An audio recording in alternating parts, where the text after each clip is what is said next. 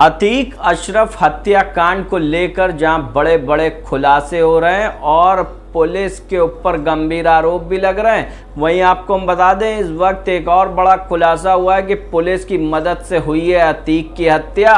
नमस्कार, मैं अमित कश्यप और आप देख रहे हैं हंगामा टाइम्स न्यूज। अतीक की हत्या का क्या है असली सच, और इसका सच आपको हम दिखाते हैं सबसे पहले हंगामा टाइम्स न्यूज पर। आइए डालते हैं विशेष रिपोर्ट पर नजर। इलाहाबाद की गलियों से निकलने वाला एक तांगे वाले का बेटा पहले उसी इलाहाबाद का सबसे बड़ा गैंगस्टर बनता है, फिर पॉलिटिक्स में आता है तो विधायक बनता है, उसके बाद मेंबर ऑफ पार्लियामेंट बनकर संसद तक जाता है। लेकिन जब उसके अपराधों का घड़ा भर जाता है तो धीरे धीरे सब कुछ खत्म होने लगता है। वह शख्स जिसका नाम अतीक अहमद था, कई सालों से एक मर्डर केस में जेल में था, जिसने आज से 19 साल पहले 2004 में एक बयान दिया था कि अगर मैं मरूंगा तो या तो मेरा एनकाउंटर होगा, यानी पुलिस मारेगी, या कोई अपनी बिरादरी का सिरफिरा मुझे मारेगा, लेकिन आखिरकार मैं सड़क के किनारे पड़ा हुआ मिलूंगा। 2004 का अतीक अहमद का दिया हुआ यह बयान साकार होता हुआ तब नजर आया जब उमेश पाल हत्याकांड के सिलसिले में मेडिकल के लिए उन्हें और उनके भाई अशरफ को अस्पताल लेकर जाया जा रहा था। प्रयागराज के सरकारी अस्पताल में जीप से उतरकर करीब 10 कदम चलने के बाद ही मीडिया कर्मियों ने अतीक और अशरफ को अपने सवालों के साथ घेर लिया। यह दोनों मीडिया के सवालों को जवाब दे ही पाते कि तभी माइक और कैमरा पकड़ने 3 मीडिया वाले अचानक से अपनी असली रूप में आते हैं। मीडिया के भेष में छिपे हत्यारे अपनी ऑटोमेटेड पिस्टल निकालकर अतीक अहमद के सर पर लगातार फायर कर देते हैं। इसी दौरान उन्होंने और भी गोलियां चलाई और इस तरह अपराध के एक बहुत बड़े नाम का खात्मा हो गया। इससे कुछ दिन पहले ही अतीक अहमद के बेटे को पुलिस ने एनकाउंटर में मार गिराया था। तभी से अतीक को यह डर था कि कहीं पुलिस उसका भी एनकाउंटर न कर दे। लेकिन इस बार पुलिस ने नहीं, बल्कि पुलिस की मौजूदगी में 3 हत्यारों ने अतीक अहमद को गोली मार दी और यूपी में अपराध और पुलिस की लाचारी का एक और एग्जाम्पल सेट किया। पुलिस ने मौके पर ही उन तीनों हत्यारों को उनकी पिस्टल के साथ पकड़ लिया।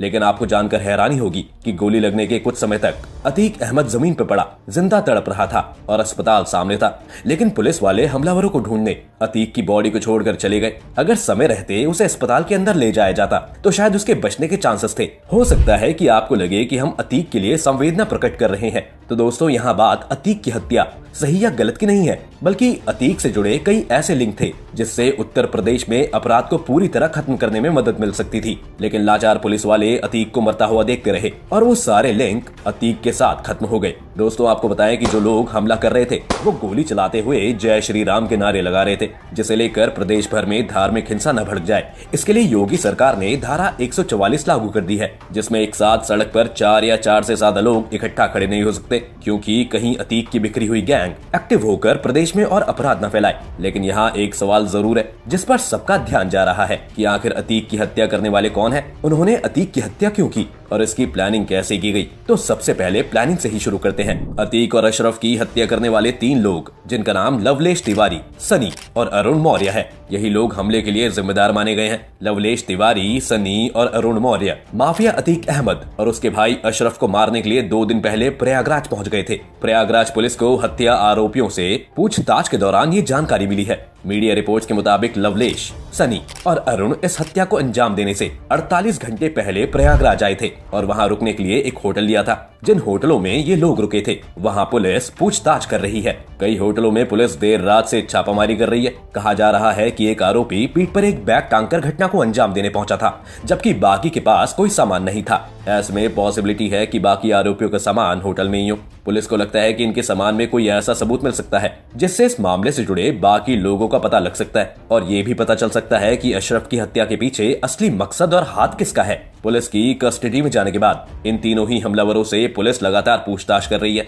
पूछताछ में उन्होंने ये बताया है कि वो बड़ा माफिया बनना चाहते हैं, इसलिए उन्होंने इस वारदात को अंजाम दिया है। ऐसे में उन तीनों हमलावरों का ये कहना है कि वो कई सालों से छोटी मोटी शूटिंग का काम करते थे, लेकिन बहुत बड़ा गैंगस्टर बनना है, इसलिए उन्होंने अतीक को मारकर लोगों के बीच अपना नाम पॉपुलराइज करने के लिए ये कांड किया और पकड़े गए। और आरोपी अपना सच छुपाते हैं और पुलिस को गुमराह करने की कोशिश करते हैं, जैसा कि आमतौर से आपने फिल्मों में देखा ही होगा। पुलिस अभी इन तीनों के बयानों पर भरोसा नहीं कर रही है। तीनों आरोपी प्रयागराज के बाहर के रहने वाले हैं। जांच में एक बात तो क्लियर हो रही है कि तीनों अतीक और अशरफ की हत्या के मकसद से ही प्रयागराज आए थे। खैर, इन सब के बीच जो सबसे बड़ी चौंकाने वाली बात है वो है कि पुलिस कस्टडी में किसी अपराधी को कोई ऐसे कैसे मार देता है और पुलिस तमाशा देखने के अलावा और कुछ नहीं कर कर पाती है। ऐसे में तो पुलिस की कस्टडी और उसकी सिक्योरिटी का क्या मतलब रह जाता है, या बेहतर ही समझ रहे होंगे। अतीक अहमद पर 100 से अधिक केस और अशरफ पर 52 आपराधिक मुकदमे दर्ज हैं। ऐसे में पुलिस दोनों को एक ही हथकड़ी में बांध कर रखी थी। हत्या के वीडियो में साफ देखा जा रहा है कि पहले अतीक को गोली मारी जाती है, जिसके बाद अशरफ भी जमीन पर गिरता है। इसके बाद हमलावर दोनों को गोलियों से भून देते हैं।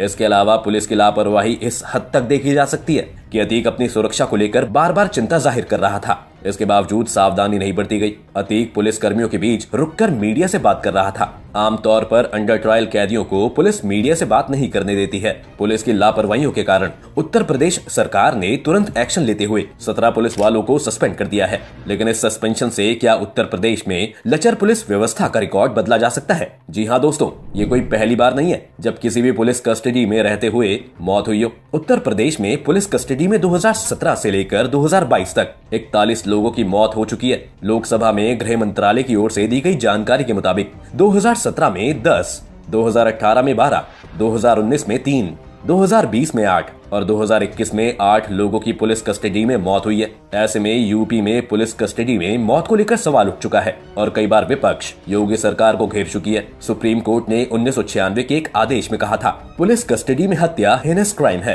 क्योंकि भले ही कोई अपराधी कितना भी बड़ा अपराध क्यों न कर दे, अगर वो पुलिस कस्टडी में है तो उसके सुरक्षा की पूरी जिम्मेदारी सरकार और पुलिस की ही होती है, जिसमें यूपी पुलिस फेल रही। खैर, अगर संभावना की बात करें तो कुछ ऐसी बातें कही जा रही हैं जो अतीक अहमद की हत्या के पीछे की असली वजह हो सकती है। पहली संभावना तो ये है कि किसी ने पुरानी दुश्मनी के चलते अतीक की हत्या करवाई हो। दोस्तों, साल 1979 में 17 साल की उम्र में अतीक पर हत्या का पहला केस दर्ज हुआ था। माफिया अतीक अहमद के खिलाफ जबरन वसूली, जमीन हड़पने, अपहरण और हत्या सहित 100 से अधिक मामले दर्ज थे। पूरे यूपी में अतीक अहमद की दबंगाई है। ऐसे में दुश्मनों की कोई कमी नहीं थी। उमेश पाल हत्याकांड के बाद पुलिस अतीक पर तेजी से कार्रवाई कर रही थी। ऐसे में अतीक का कुनबा बिखरा हुआ था, शूटर्स भागे हुए थे। ऐसे में किसी पुराने दुश्मन के लिए बदला लेने का ये सबसे बेहतरीन समय था और उसने अतीक और अशरफ की हत्या करवा दी हो। ये पॉसिबल हो सकता है। दूसरी पॉसिबिलिटी ये है कि राजूपाल मामले में गवाह उमेश पाल की हत्या 24 फरवरी को प्रयागराज में 7 शूटर ने की थी। यूपी पुलिस ने इनमें से 4 का एनकाउंटर कर दिया है।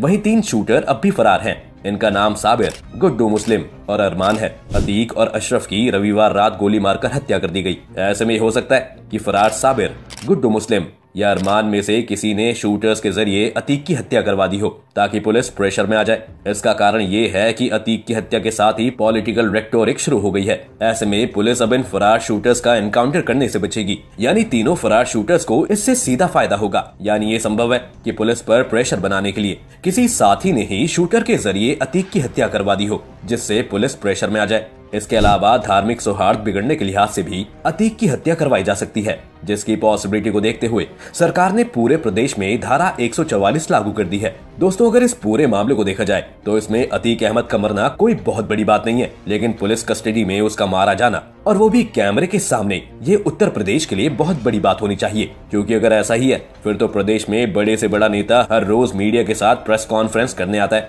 ऐसे में किसी रोज अगर इन नेता के ऊपर कोई हमला कर देता है तो पुलिस की क्या जवाबदेही होगी? ये अपने आप में एक बड़ा सवाल है। आपकी इस मामले में क्या राय है, हमें कमेंट करके जरूर बताएं। साथ ही इस वीडियो को लाइक और शेयर करना ना भूलें और हमारे चैनल को सब्सक्राइब कर लें। हंगामा टाइम्स की तमाम खबरों को देखने के लिए हंगामा टाइम्स को सब्सक्राइब कर लीजिए और बेल आइकन दबा लीजिए। अगर आपको ये वीडियो अच्छा लगा हो तो लाइक बटन प्रेस कर अपनी प्रतिक्रिया हमारे कमेंट बॉक्स में देना मत